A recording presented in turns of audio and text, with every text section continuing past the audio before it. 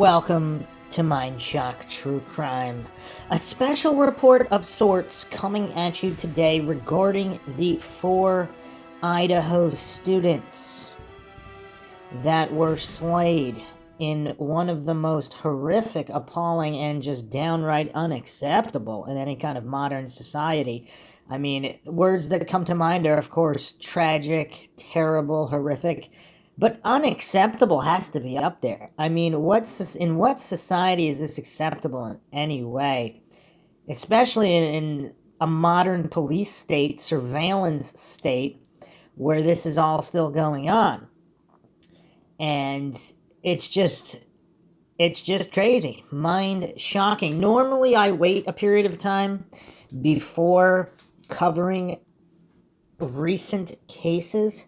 In general, awareness is up there with recent cases, so it's not something I usually do, but there have been a lot of requests, and of course, again, the nature of this crime and the ripple effect is so extreme that it really needs to be covered. And we'll be going over this case, looking over all available information and different theories in typical MindShock fashion with logic and reason at the forefront. As always, if you find the MindShock podcast interesting and informative, you can donate to our PayPal. Just check the link in the description. You can also become a YouTube member right here on YouTube for access to exclusive streams and chats. Make sure you subscribe to the channel, hit that bell for notifications. You can also check us out on Twitter, Facebook, Reddit, and Patreon and share those. Get the word out about MindShock and logical examination, because logic and reason really are going extinct in this world, and it's more and more apparent on social media, of course. Patrons do get priority for case topic, logical analysis, co-podcaster requests. You could also be a guest on the podcast depending on your tier. Questions, comments, theories, thoughts, suggestions, rebuttals, debunkings of any kind, leave them in the comment section. So let's tackle this right away. Let's start out with the CNN write-up. Here's what we know and don't know about the killings of 4 University of Idaho students, as a suspect has yet to be identified. November 19th, 2022, by Aya L.M. Rousey. As the University of Idaho mourns the loss of 4 students killed in an attack at an off-campus home last weekend, a community remains in crisis over few known details surrounding the students' deaths and the lack of an identified suspect. The 4 students, Ethan Chapin, 20, Kaylee Gonzalez, 21, Xana Kernodle, 20, and Madison Mogen, 21, were found Sunday stabbed to death on the 2nd and 3rd floors of the home in Moscow, Idaho, according to authorities. So 2nd and 3rd floor. I mean, this is a complicated crime with multiple victims, male and female. I mean, this is not a typical crime by any stretch of the imagination. Key details on how the gruesome attacks unfolded remained unclear Friday, even after the Moscow Police Department provided an update into the extensive investigation that includes federal, state, and local law enforcement agencies. Police revealed the 4 victims were likely asleep before the attack began during the early morning hours of Sunday, and each was stabbed multiple times. The attacks were not reported to authorities until around noon that day, police have said. A week after the homicide shook the small college city of some 26,000 residents, investigators have not identified a suspect, nor did they find the murder weapon used to carry out the heinous attacks. Here's what we know and still don't know as the investigation continues. How the physical struggle unfolded remains unclear. All 4 victims' killings were ruled homicides by stabbing, according to Latah County Coroner Kathy Mabott. Of the victims, some had defensive wounds, Moscow police said in their most recent update Friday. But it's unclear how many of the victims or which victims precisely had defensive wounds. Earlier this week, the father of Xana Kernodle revealed that his daughter fought off her attacker through the very end. Bruises torn by the knife. She's a tough kid, Jeffrey Kernodle told CNN affiliate KPHO KTVK in Avondale, Arizona. When Mabbitt arrived to the crime scene, she saw lots of blood on the wall, she told CNN. Each victim was stabbed multiple times, likely by the same weapon, Mabbitt said, stopping short of specifying how many wounds or where most were located. How do they know it wasn't more than one person? Moscow police also pointed out Friday that the victims were not tied and gagged during the attack. The victims' autopsies did not find signs of sexual assault, Mabbitt said. Method of entry and weapon still question marks.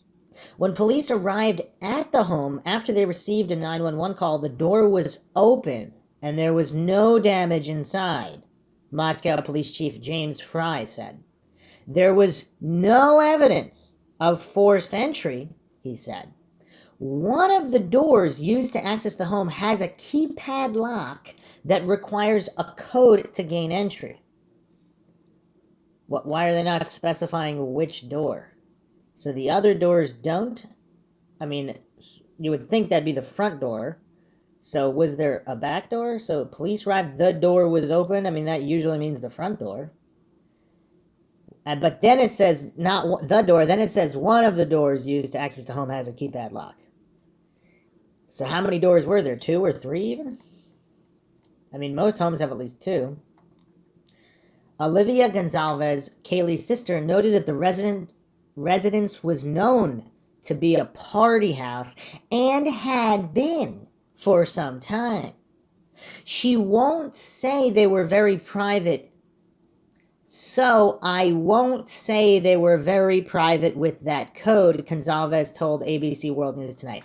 Okay, so that's interesting. So that means it most likely wouldn't necessarily have been a random traveling serial killer, because how would he have gotten the code? However, students that had partied there would have had the code. Now, it's also curious, this is off campus as well. So this is off campus. Were there older individuals who partied there that also might have been in circles of criminals, drug dealers, etc., that may have got that code out? Or if there was a party house, if there was a number of people waiting to get in, could someone have seen someone enter the code and an older individual might have gotten the code that way? The house also has a sliding door that could have been used to gain entry, Jeffrey Kernodle told KPHO KTVK. Okay, never mind then, because if someone accidentally left that unlocked, then it could have been a random serial killer. Again, I'm not claiming that is more or less likely. This is MindShock. I don't claim anything is true or untrue, and the motto here, if there are any first-time listeners, is that the only thing we know for sure is that we don't know anything for sure. Along with the lack of suspect identification, police have yet to locate the murder weapon used. To that end, investigators have requested from local businesses information on any recent purchases of a fixed blade knife. Moscow police did not provide further information on those details.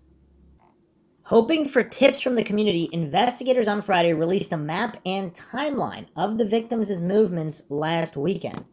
The map shows the 4 students spent most of the night separated in pairs. Chapin and Kernodle attended a party at the Sigma Chi fraternity house from 8 p.m. to 9 p.m. local time Saturday.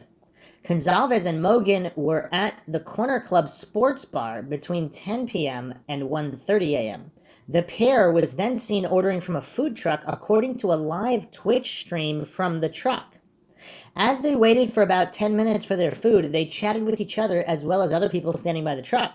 The man who manages the truck told CNN the pair did not seem to be in distress or in danger in any way. Gonzalez and Mogan used a private party for a ride, arriving home at 1:45 a.m., police said in their update. All 4 victims were back at the house by about 1:45 a.m. Sunday. Surviving roommates could be key to this whole thing. 2 other roommates were home at the time of the attack and were found uninjured. Fry said earlier this week, Moscow police do not believe the two surviving roommates or a man seen in the food truck surveillance video were involved in the crime, the department said Friday. Aaron Snell, the communications director for Idaho State Police, told ABC that the surviving roommates could provide some significant leads in the investigation. Potentially there are witnesses, potentially there are victims, Snell said in an interview with ABC's Kana Whitworth. Potentially, they're the key to this whole thing.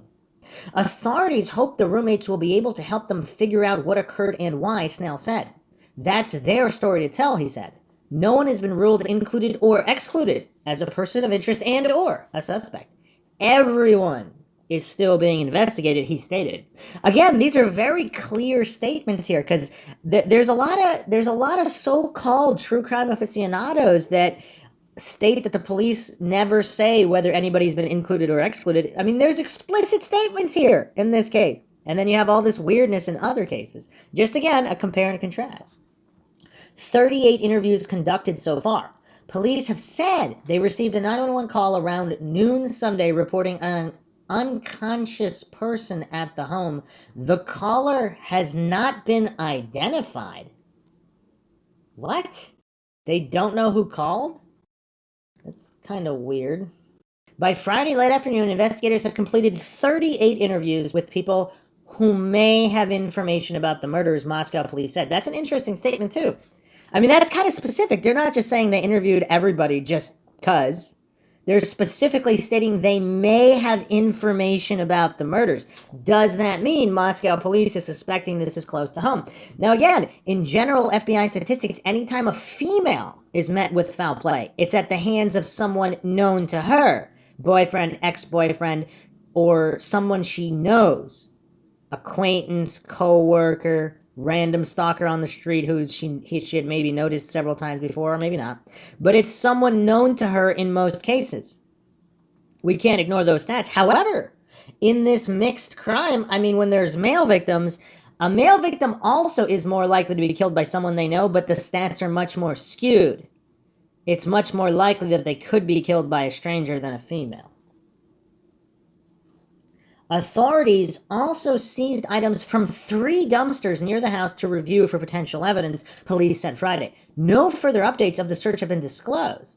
Detectives were working on processing nearly 500 tips received as of Friday late afternoon, police added, and Moscow police is leading the investigation with help from the Idaho State Police, the Federal Bureau of Investigation, and the Latah County Sheriff's Office. Okay, so that's interesting, because if this is a random serial killer, would there be that amount of tips? I mean, there would obviously be a certain amount of tips, because some people might believe they might be suspicious of somebody for whatever reasons, and maybe they have their reasons, even if it's not them. But when it gets into the hundreds and hundreds of tips, does that usually mean at least a few of them might possibly be onto something, and that would make a random serial killer less likely? I don't know if there's ever actually been a study on the amount of tips in terms of random serial killers versus not. Okay, vigil planned following Thanksgiving break. The university announced a candlelit vigil will be held in remembrance of the 4 students killed. The vigil will take place on campus November 30th, according to the university Friday, and those who are not able to attend in person are also invited to take part in the ceremony. So let's look at the timeline here. This is also from CNN.com by Eric Levinson, November 18th, 2022. Timeline of the killings of 4 University of Idaho students.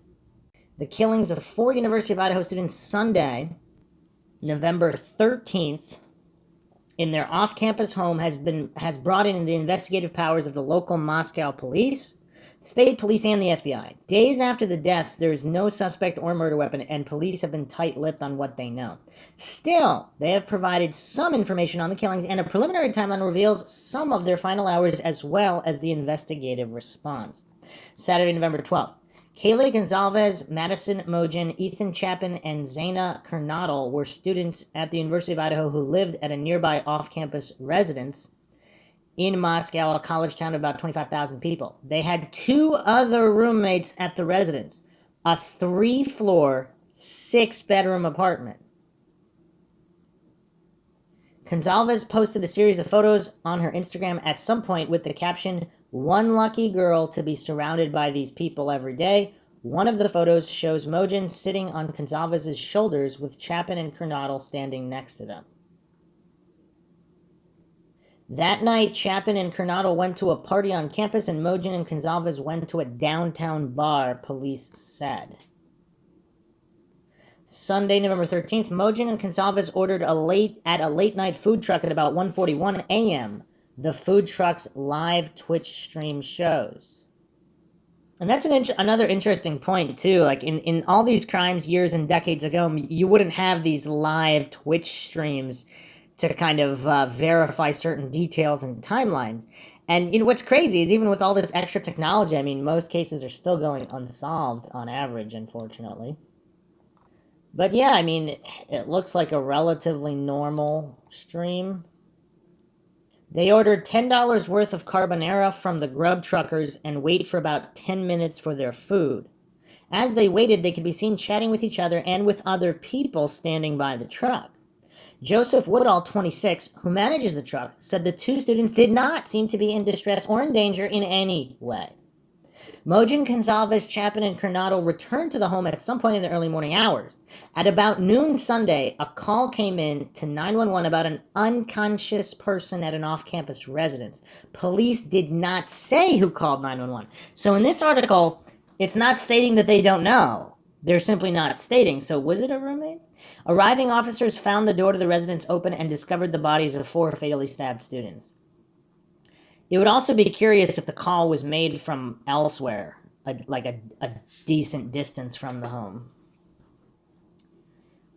It was a pretty traumatic scene to find 4 dead college students in a residence, Latah County Coroner Kathy Mabbutt later told CNN affiliate KXLY. There was no sign of forced entry or damage, police said.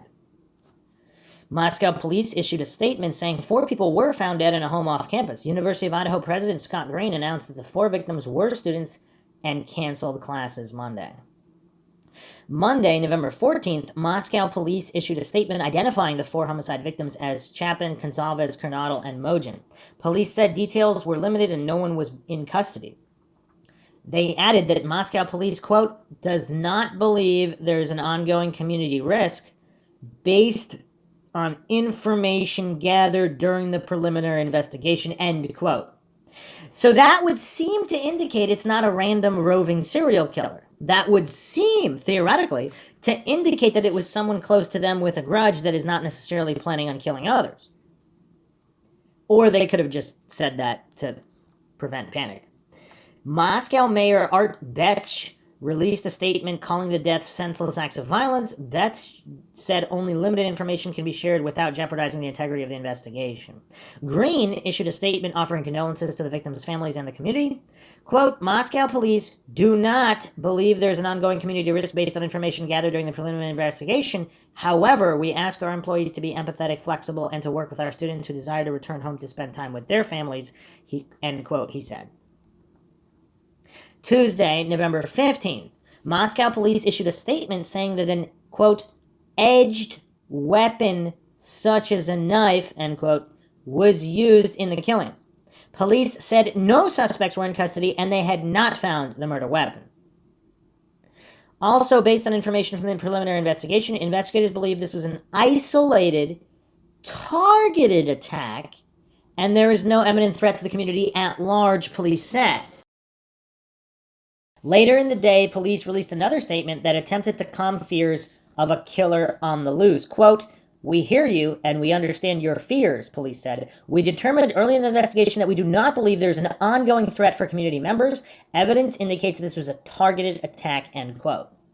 Well, see, here's the thing. Let's say even if it was targeted, how does that mean there's no threat? Because if there's an unhinged lunatic that these people may have possibly slighted or wronged in some way, or even if they didn't, this person thought they did. So even if it was targeted and he tracked them down to their house and killed, he or she and or them, tracked these people down that they believed slighted them, either real or imaginary slight, killed them, how do they know that this unhinged loony won't do that to others, even if it is someone close to them? Even if it is someone who's never killed before, maybe they have, maybe they haven't, and they had some kind of psychotic break, how do they know there's no ongoing threat? Unless they know for a fact that this individual left the area, in which case there could be a threat for another area, in which case, why hasn't that been made public? I mean, this is kind of weird. Wednesday, November 16th, Police Chief James Fry held a press conference, the department's first in the case, and reiterated that there was no suspect. He also backtracked on the assurances that no one is at risk. Quote, "We cannot say there's no threat to the community," Fry said. "And as we have stated, please stay vigilant, report any suspicious activity, and be aware of your surroundings at all times," end quote. That's interesting because you don't really, is it common to see that kind of backtracking? Because police may or may not be lying to quell any kind of panic, but to backtrack that quickly, that's interesting. The two other roommates were home at the time of the attack and were not injured, Fry said. There was other people at home at the time, but we're not just focusing on them. We're focusing on everybody that may be coming and going from that residence, he said. Thursday, November 17th, the university's often packed parking lots had many empty slots after scores of students decided to return home or leave the area. Everybody kind of just went back home because they're scared. It's definitely uneasy on campus right now, student Nathan Tino told CNN. Tino, who said the community is trying to approach the tragedy with sympathy, added the fact that no perpetrator has been caught in this case has elevated the sense of fear on campus. And you know what's the first thing that jumps out at me about that? If that many, like, it doesn't say what percentage of students went back home. Was it 50%? Was it 70%? And if so, doesn't that make the campus way less safe? Because there's going to be a lot of people walking around alone or more isolated than usual, as opposed to packed crowds. You would think, I mean, that could go one way or another, depending on if the killer uses crowds to blend in, but I mean, it's weird either way. Friday, November 18th, hoping for tips from the community, investigators released a map and timeline of the victims' movements for the weekend. The map shows the 4 students spent most of the night separated in pairs. Most definitely, someone somewhere has a tidbit of information that will help break this case open, and we believe the public around here will have that information for us, Idaho State Police Communications Director Aaron Snell said. The victims were found on the 2nd and 3rd floors of their homes, Snell told CNN. Mabott at the coroner told CNN she saw lots of blood on the wall. When she arrived at the scene, she confirmed there were multiple stab wounds on each body, likely from the same weapon, but would not disclose how many wounds nor where most were located. I mean, that's still a fair amount of info, though, because if it's that much of a gruesome crime scene, there's not just a little blood on the wall. She said she saw lots of blood on the wall. I mean, this is really gruesome. And multiple stab wounds on each body. So these were not surgical precision throat/kills. These were gruesome multiple stabbings, like right out of a horror movie. I mean, it's insane. Like Jack the Ripper style. I mean, this has no place in modern society, obviously. Another article with some details here, also from CNN. Food truck video of slain University of Idaho students offers timeline of their final hours by Sharif Paget, Carol Alvarado, Eric Levinson, and Amira Vera. Friday, November 18th, 2022 posted. It goes over the same details. Okay. Autopsies have been completed, and the results will be released when available, an employee at the Spokane County Medical Examiner's Office told CNN. Police on Thursday issued a release from Latah County Coroner Kathy Mabott listing the cause of death as homicide and the manner of death as stabbing. No autopsy details were included. The killings and the lack of information from authorities have rankled residents of Moscow, a city of 25,000 that hasn't recorded a murder since 2015, according to state police data. Local police are working with the FBI and state police to hunt down a suspect. So this is a relatively low crime, or at least low homicide crime area. I mean, you don't really hear that many news of brutal murders coming out of Idaho. Idaho actually has the 4th lowest murder rate in the entire country. New Hampshire actually recorded the least amount of murders, then Maine, then Vermont, then Idaho. According to worldpopulationreview.com,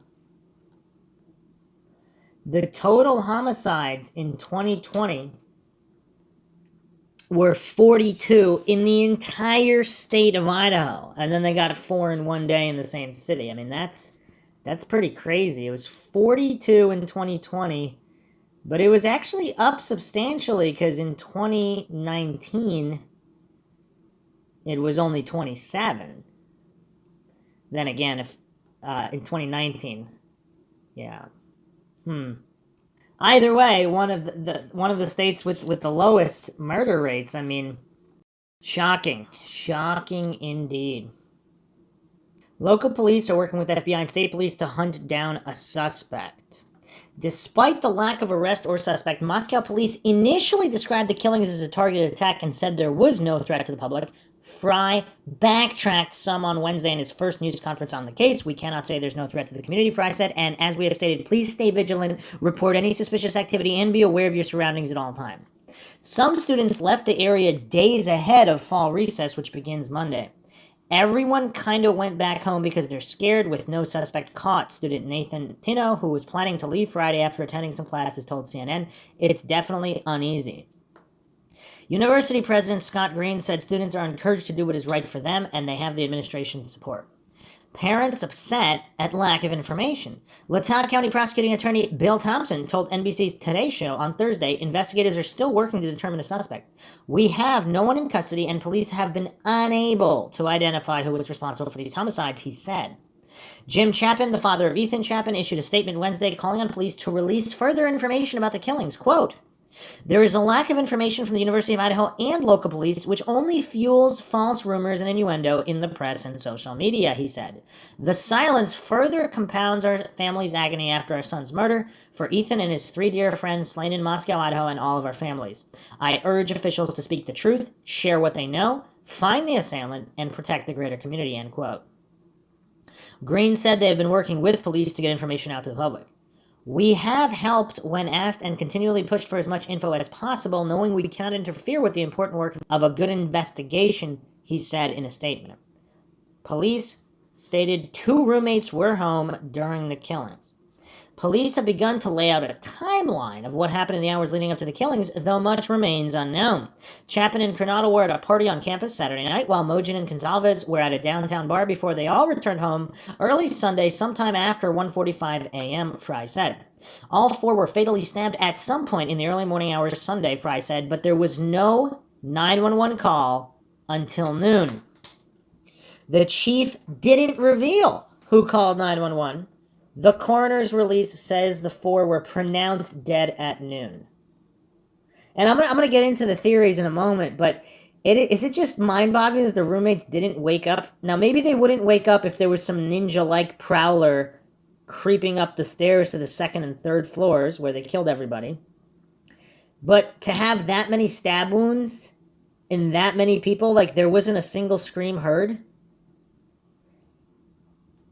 I mean, that's kind of weird. Or were there screams heard and the other 2 roommates were so scared they hid in their closets or something of that nature? And I mean, I'm going to get into all that later. I couldn't help but think the logistics regarding the other 2 roommates, why they didn't hear and or fight off or just be spotted by the other person.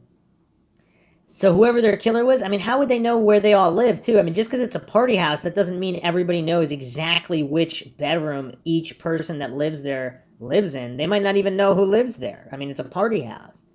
That's a little strange. And which exact levels were the roommates? Was one roommate on one floor, the other on the other? Or the other 2 unharmed roommates, were they all on the same floor, the first floor? I mean, the logistics and layout here, I mean, those details are all highly critical, obviously. Maybe that's why they didn't release them, but yeah, I mean, it's critical if they're definitely not involved. Now, why would they not have, even if they were hiding, I mean, why did they not, if, we don't even know that they called 911. It's not been revealed who called or from where. So if they weren't the ones who called 911, they called 911 at noon. I mean, there's no time of death here, but the way this is all laid out, it makes it seem like they were killed at some point in the early morning hours. So if the call's at noon, early morning isn't 11 a.m. and onward. That's late morning, even 10 a.m. Early morning usually refers to 3, 4, 5, 6 a.m., maybe 7 a.m., maybe 8. So what happened in the hours after nobody's calling 911? I mean, that's hard to get around, is it not? Or are we to believe that the other 2 roommates were so drunk from partying, they're completely passed out, not going to wake up no matter what, and they wake up super late at like 11:30, discover the bodies, they're in shock for a period of time, then they call 911, if it's one of them that call 911. Is that a plausible explanation?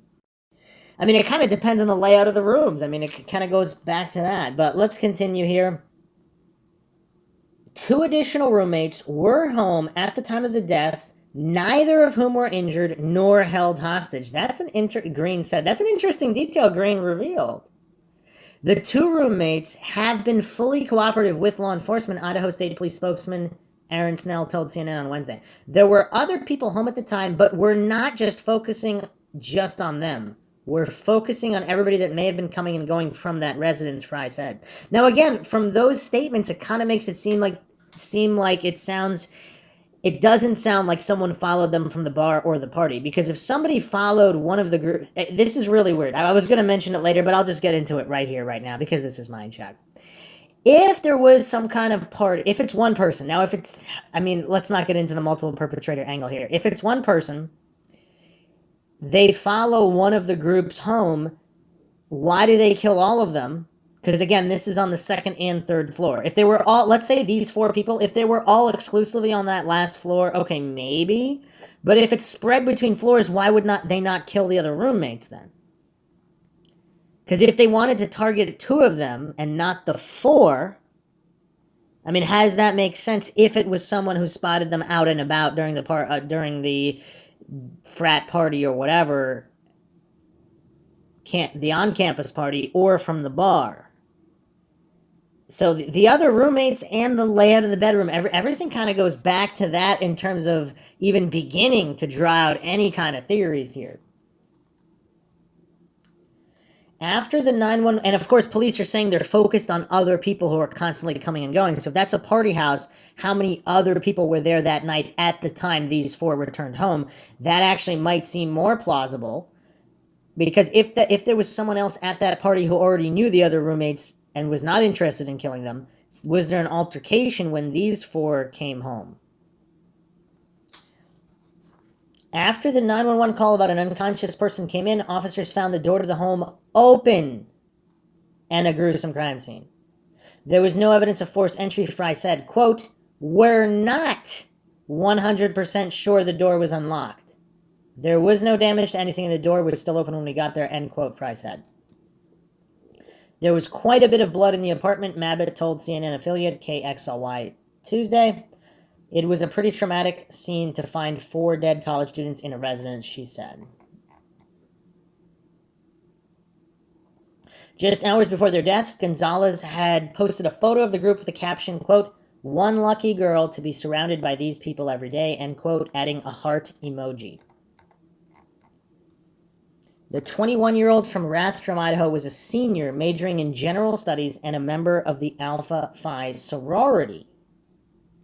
Her older sister, Olivia Gonzalez, sent a message to the Idaho Statesman on behalf of her family and Mojins. Quote, "They were smart. They were vigilant. They were careful. And this all still happened," she said. "No one is in custody, and that means no one is safe. Yes, we're all heartbroken. Yes, we're all grasping. But more strong than any of these feelings is anger. We are angry. You should be angry," end quote.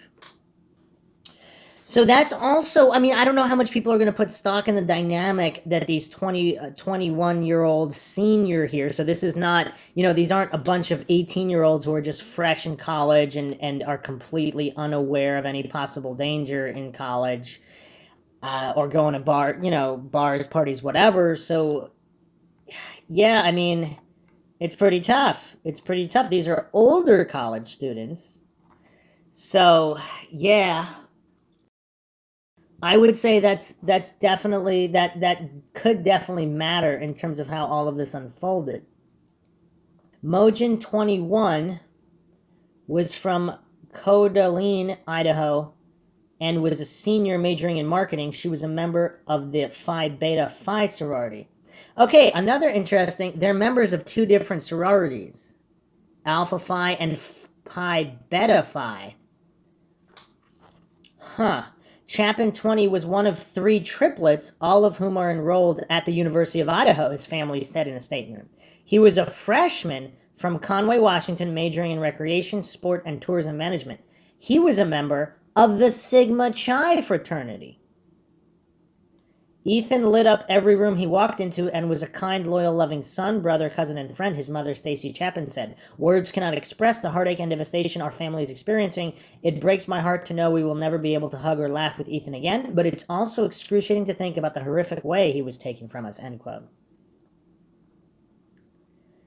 Kernodle 20 was from Avondale, Arizona. She was majoring in marketing and was a member of Pi Beta Phi. So we have two members of Pi Beta Phi, one member of Alpha Phi, and Chapin, a member of Sigma Chi fraternity, where the party was at.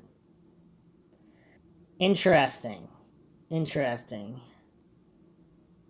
So regarding Kernodle, she was positive, funny, and loved by everyone who met her, said her older sister, Jasmine Kernodle. She was so lighthearted and always lifted up a room, Jasmine Kernodle said. She made me such a proud big sister, and I wish I could have had more time with her. She had so much life left to live. My family and I are at a loss of words, confused, and anxiously waiting for updates on the investigation. She also offered condolences to the other victims and their families. My sister was so lucky to have them in her life.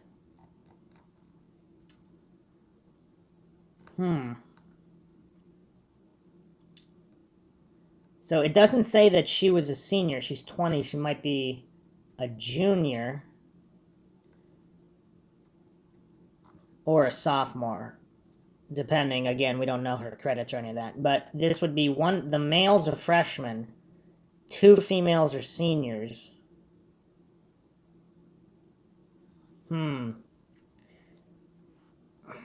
Two different sororities, one frat.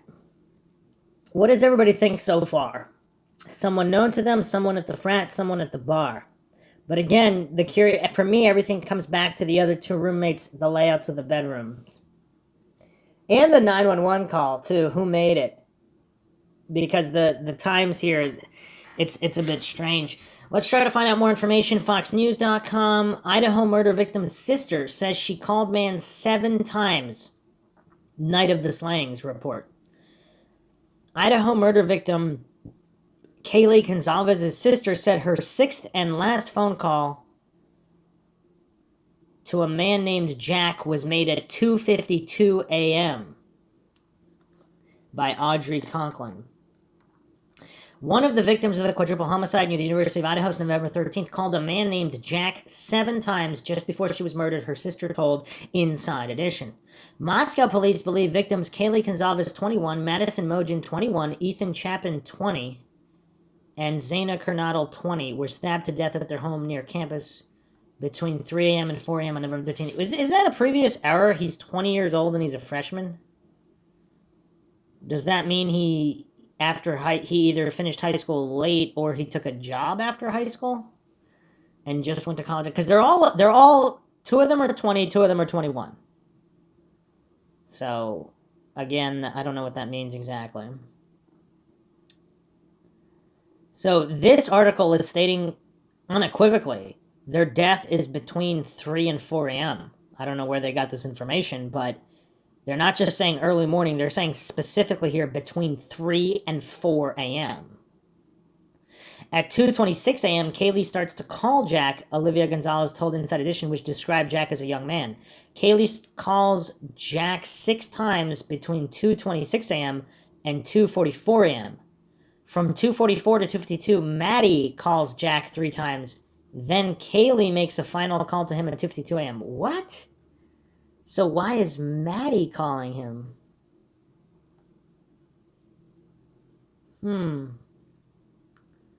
They both call him?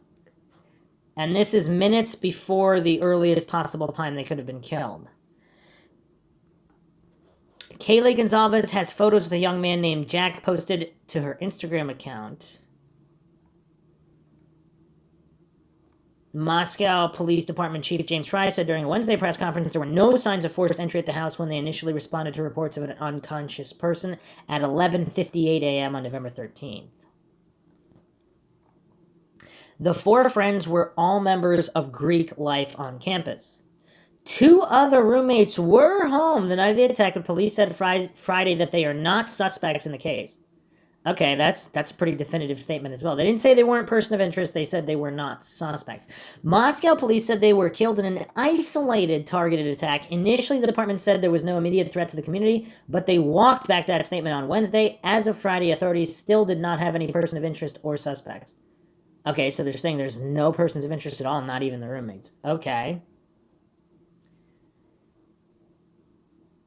The Latah County coroner on Thursday revealed the victim's manner of death as homicide murder and the cause of death as stabbings. Okay, so that was a bit more information there. Another article here on Fox News by Rebecca Rosenberg, November 17th, 2022. Idaho student killings, coroner releases autopsy findings. So they were, of course, attacked with an edge weapon, as previously stated. Mabot, who wrapped up the autopsies Wednesday, previously said the killings were not a murder-suicide. I'm guessing the way they know that is that all of the victims were stabbed so many times in a brutal fashion, showing that there was some kind of fight or something that couldn't have been done to oneself.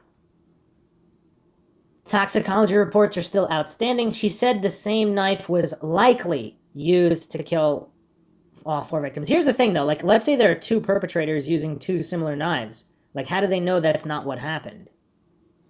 Police have not recovered a weapon or publicly identified a suspect in the quadruple homicide, which has shaken the small town of 25,000 people.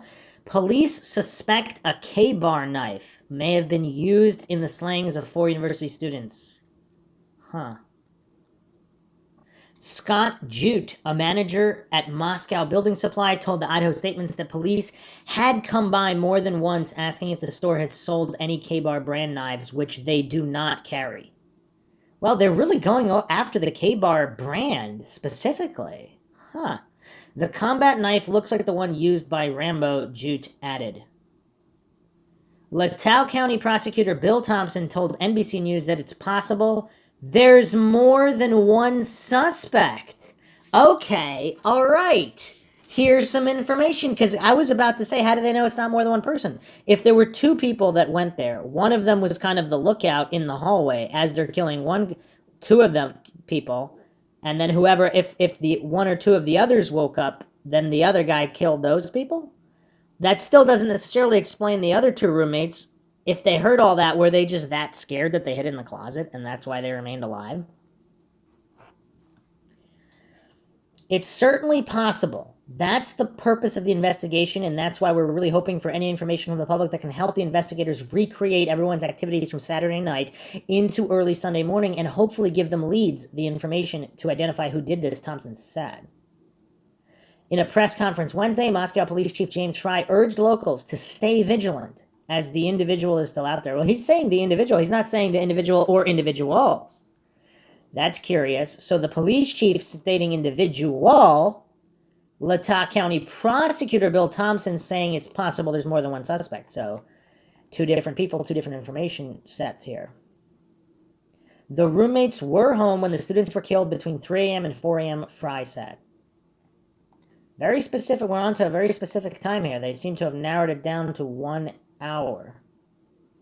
So I don't know how accurate the previous statements were, because in this article, also from Fox News here, University of Idaho murders, blood seen oozing from the house amid reports of previous threat. Rebecca Rosenberg, November 16th, 2022. Blood was seen seeping from the house where 4 University of Idaho students were brutally murdered over the weekend as a report of a previous campus threat surfaced.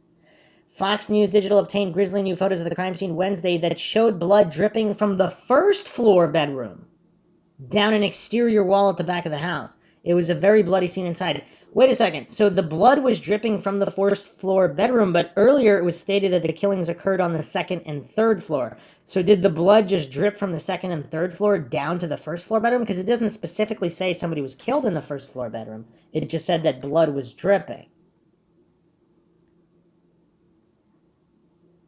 Also from this article, the Moscow Police Department received a report that a group of students was walking between the steam plant parking lot, lot 14, and the Student Recreation Center on Paradise Path and were threatened by a person with a knife, states the alert from September 12th. I mean, that's not immediately recent, but I mean, it's relatively recent. So, September 12th, there was somebody threatening with a knife. A concerned parent of a University of Idaho student shared the notification with Fox News Digital. No individual was harmed from the incident, but campus community members are advised to be cautious, the notification states. And here's the vandal alert here. Monday, September 12th, 9:38 p.m.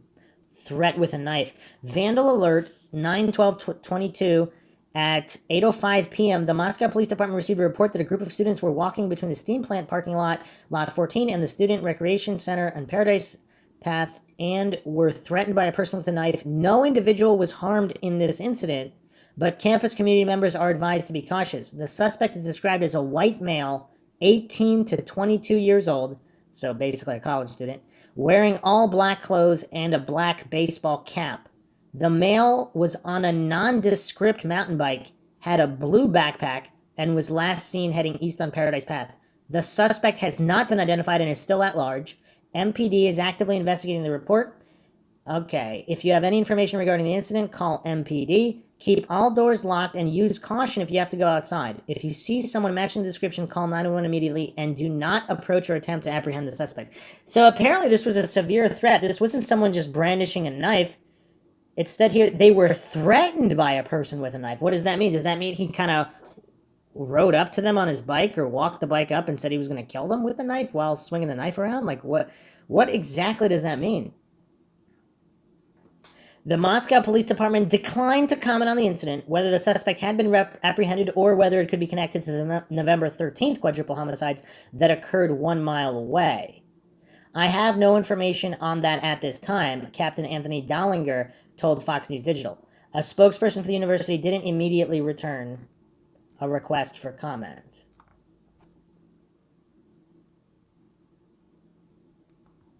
Police have remained tight-lipped, but have said the suspect remains at large. Moscow Mayor Art Bechtold previously told Fox News Digital that investigators are probing as possible motives a crime of passion or a burglary gone wrong. I mean, those are two completely different types of crimes. The father of a student who asked that his name be withheld to protect his daughter's privacy said the University of Idaho needs to beef up security. Quote, telling parents there is no threat is not helpful, he said. Hiring off-duty police is a quick way to put boots and guns where they need to be, protecting students until the suspect is arrested, end quote. What's also interesting, they said the suspects were in their beds, so is it more likely that there's two different guys, or even three, and they went into the bedrooms at approximately the same time to stab all of them? Because you would think if one group woke up, or one or two of them woke up and went to see what was going on in the other bedroom, how did they end up back in the bed? Unless the murderers put them back in the bed. But, I mean, if they're trying to get out of there real fast, would they do that? So, okay, another article here from CBS News, November 18th, 2022. Some of the murdered University of Idaho students were stabbed in their beds, coroner says. So some, it doesn't say all. Of the four, some were killed in their beds. Does that mean, probably not one, because it's not some, that's not a plural. So it was either two or three, probably not four, because unless it was all four, they don't want to say that. So 2, 3, or 4 were killed in their beds. Actually, no, not 4. Coroner Kathy Mabbitt would not provide any further details. She noted, however, that earlier media reports stating all 4 victims had been murdered in their beds were not accurate.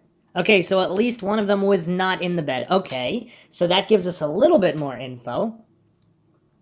Also, it says here that Zaina Kernadal was a junior. So 2 seniors, a junior, and freshman Ethan Chapin, who was 20 years old. The women were roommates. So does that mean... Wait a second. Does that mean Madison and Kaylee shared a room? What does it mean? Because he's... Wait, is he not a roommate? Does he not live there? Has that ever been definitively stated? Police have said evidence at the scene leads them to believe that the students were targeted, although they hadn't given details. Investigators say nothing appears to have been stolen from the victims or the home.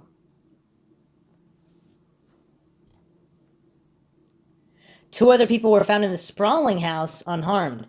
Fry declined to say whether they were able to provide an account of the killings or to specify who called 911. There was no sign of forced entry at the home, according to the chief, and a door was found open by the first police officers to arrive.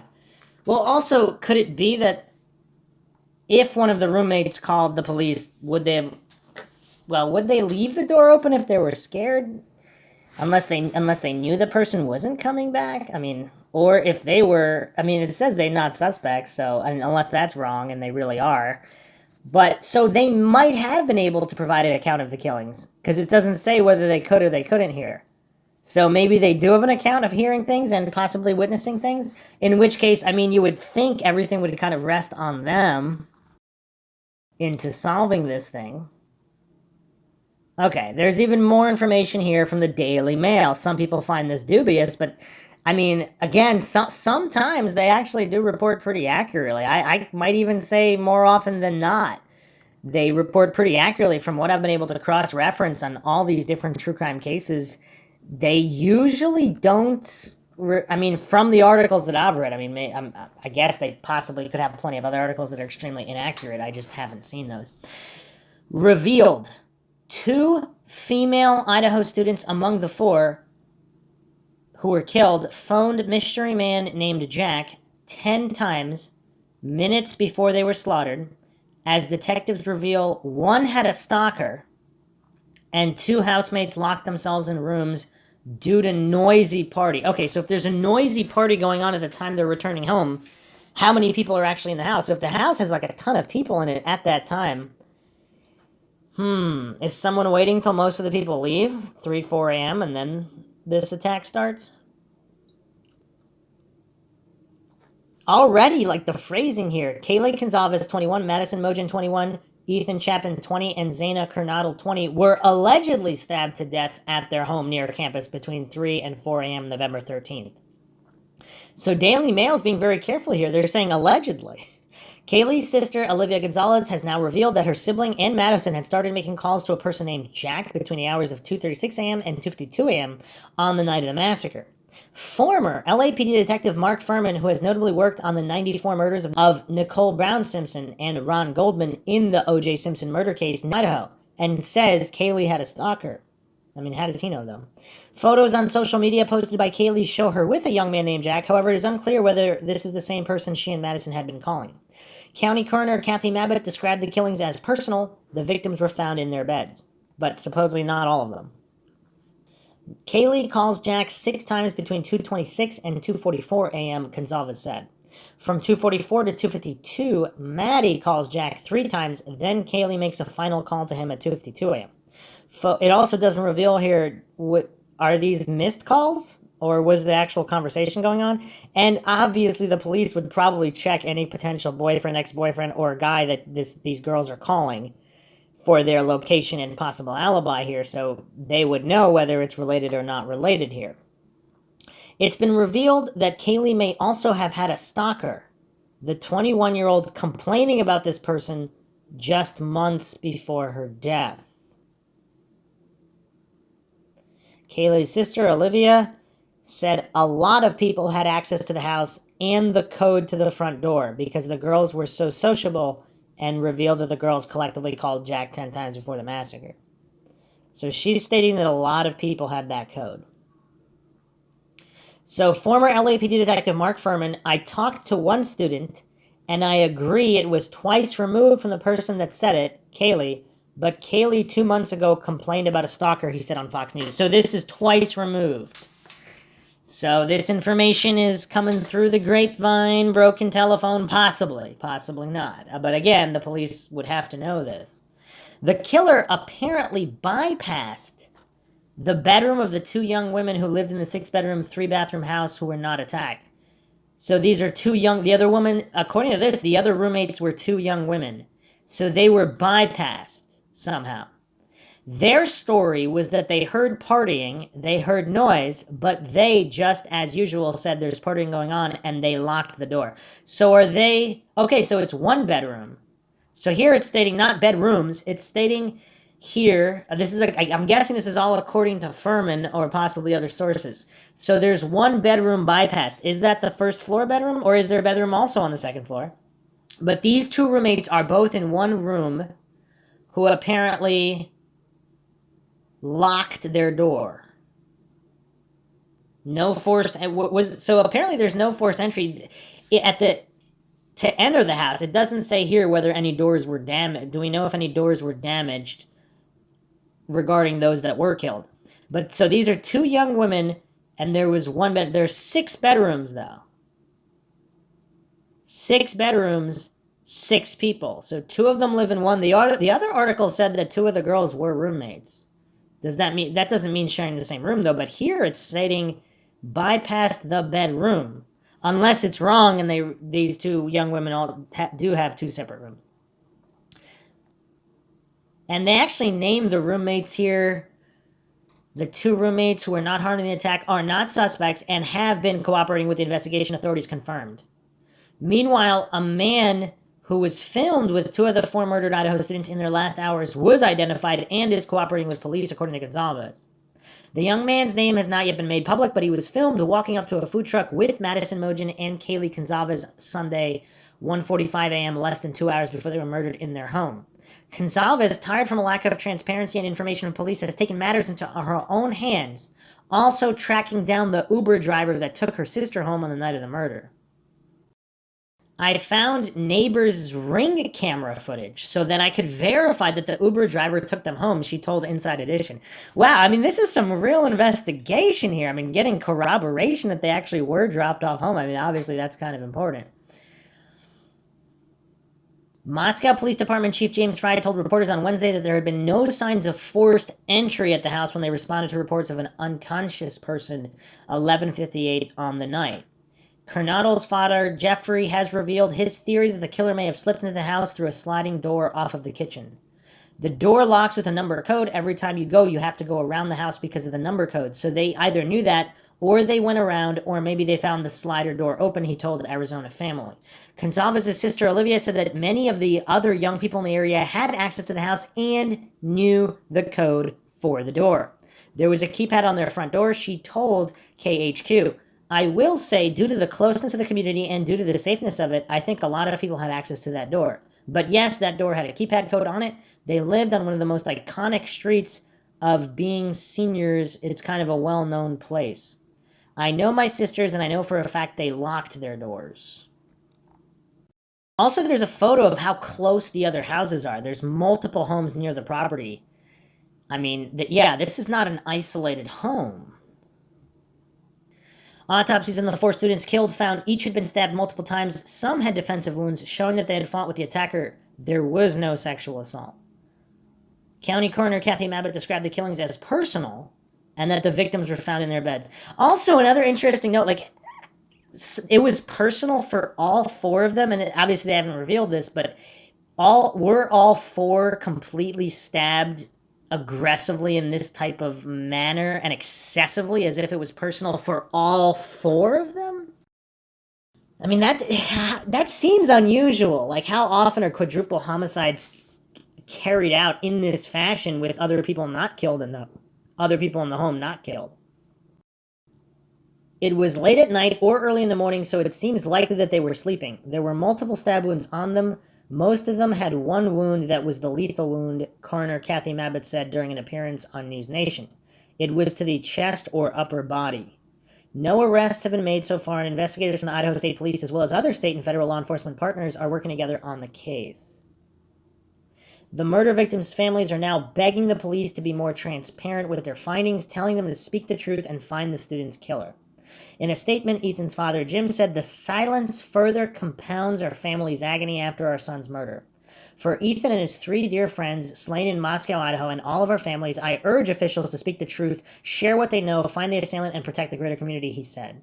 Kaylee's sister said she was equally frustrated.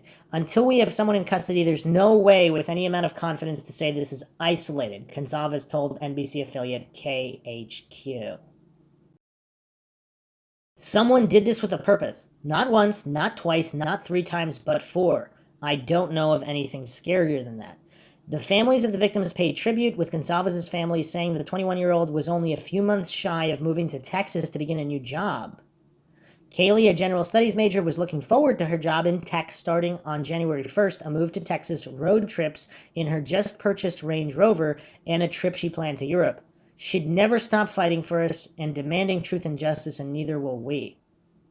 Ethan Chapin was one of a set of triplets who all attended the University of Idaho. His brother Hunter paid tribute via his Instagram account. Under a photo of the brothers together, he wrote, "My brother and my best friend," followed by a red heart. Ethan's mother, Stacy Chapin, told the Seattle Times, "It is an unspeakable tragedy and the pain is excruciating. Ethan was literally the greatest kid, friend to all, and a smile that can light up any room." Mojin, a marketing major, and Kernadel, who was also studying marketing, were remembered in a post by the Mad Greek, a restaurant in Moscow where they both worked. Okay, another link here. Kernadel and Mad Greek both worked at the same restaurant. The Facebook statement said, "It is with a broken heart and deep sadness to share with you. We have lost 2 of our own here at Mad Greek." It continued, "Our deepest sympathies go out to all of their friends and families of Zaina, Maddie, Ethan, and Kaylee. You'll be greatly missed. Thank you for being part of our family team and helping me so much over the years. Until we meet again." I mean, yeah, this is tough, but there is more information revealed there in that article than anywhere else, pretty much.